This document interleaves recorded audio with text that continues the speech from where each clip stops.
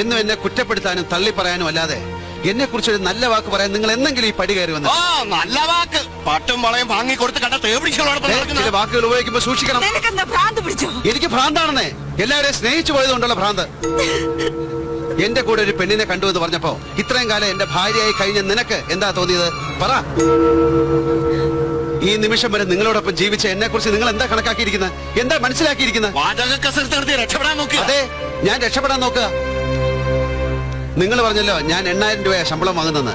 പക്ഷെ എനിക്ക് കിട്ടുന്ന 4000 രൂപ. അതെന്തുകൊണ്ടാ? ഇവളുടെ അനിയത്തിയുടെ കല്യാണത്തിന് 1 ലക്ഷം രൂപ കുറവുണ്ടെന്ന് പറഞ്ഞ് നിങ്ങൾ എന്റെ മുമ്പിൽ വന്ന് കണ്ണ് നനച്ചുകൊണ്ട് എന്റെ സാലറി സർട്ടിഫിക്കറ്റ് വെച്ച് കടം വാങ്ങിച്ചു തന്നുകൊണ്ട് മാസാമാസം 4000 വെച്ച് പിടിക്കുക അതിലേക്ക്. അതൊക്കെ ഈ തോന്നിയവാസിയുടെ താന്തോന്നിത്തരാണല്ലോ, അല്ലേ മാവ? നിനക്കൊക്കെ ഞാൻ ചീപ്പാണല്ലേ? ഇടാ, 10ാം ക്ലാസ്സിൽ തോറ്റ് നീ പഠിപ്പ് നിർത്തി തെണ്ടാൻ ഇറങ്ങിയപ്പോ സ്വന്തം റിസ്കിൽ ലോൺ എടുത്ത് വീഡിയോ ക്യാമറയും മിക്സിംഗ് യൂണിറ്റും കോപ്പും ഒക്കെ ഉണ്ടാക്കി തന്നത് ഈ ചേട്ടൻ ചീപ്പായതുകൊണ്ടാണ്. എന്നിട്ട് അതിൽ നിന്നൊരു ചില്ലി കാശിന്റെ ഉപകാരം ഇതുവരെ ഈ കുടുംബത്തിനുണ്ടായിട്ടുണ്ടോ? കുടുംബം എന്ന് പറഞ്ഞാൽ ഇങ്ങനെ കൊടുക്കുന്നവരെന്നും കൊടുത്തുകൊണ്ടിരിക്കും, വാങ്ങുന്നവരെന്നും വാങ്ങിച്ചുകൊണ്ടിരിക്കും. അതാ അതിന്റെ രീതി.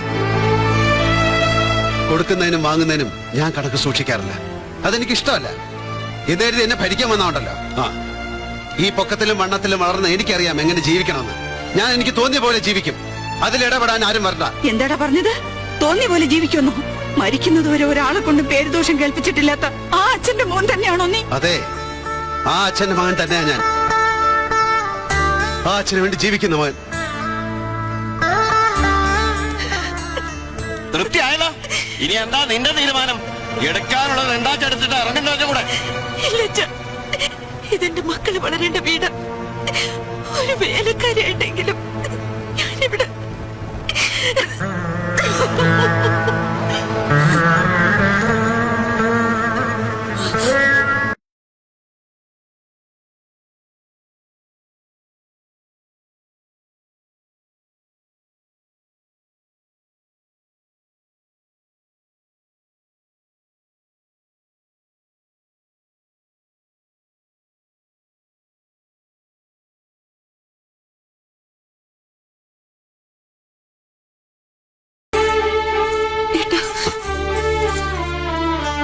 എല്ലാം നന്നായി വരും.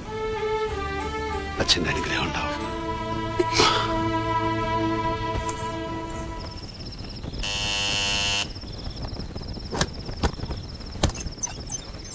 എല്ലാരും ഉറങ്ങിയ മോളെ? എന്നാ നിനക്കൊരു ചുരിദാർ. എനിക്ക് വേണ്ട.